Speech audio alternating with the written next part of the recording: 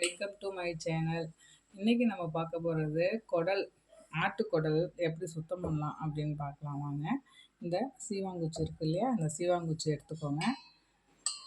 ஆட்டுக்குடலை இப்படி ஒரு டியூப்பை எடுத்து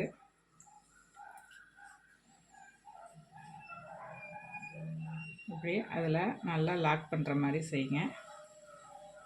அதுக்கு அப்படியே உள்ளே அப்படியே தள்ளிகிட்டே வந்தீங்கன்னா இந்த குடல் பிறண்டு வரும். உள்ளே உள்ள குடல் வெளியில் வந்துடும். இந்த குடலை பெரட்டி சுத்தம் பண்ணி நம்ம சமைச்சாதான் நல்லா அந்த கசப்பு தன்மை இல்லாமல் நல்லாயிருக்கும்.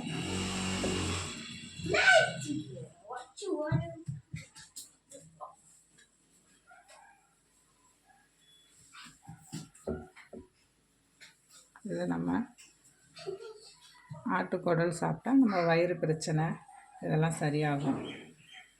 இன்றைக்கி சண்டே இல்லையா, அதனால் இன்றைக்கி ஆட்டுக்குடல் எடுத்துகிட்டு வந்து சமைக்கிறோம். இதை பாருங்கள், குடல் பிறண்டு வந்துருச்சு. இது உள்ளே உள்ளது. அதை அப்படியே பிடிச்சிட்டு நம்ம உள்ளே விட்ட குச்சை எடுத்துகிட்டு அப்படியே குடலை பெரட்ட வேண்டியதுதான்.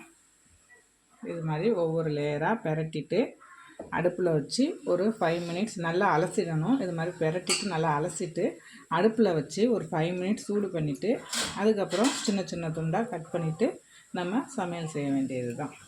Okay, thank you friends.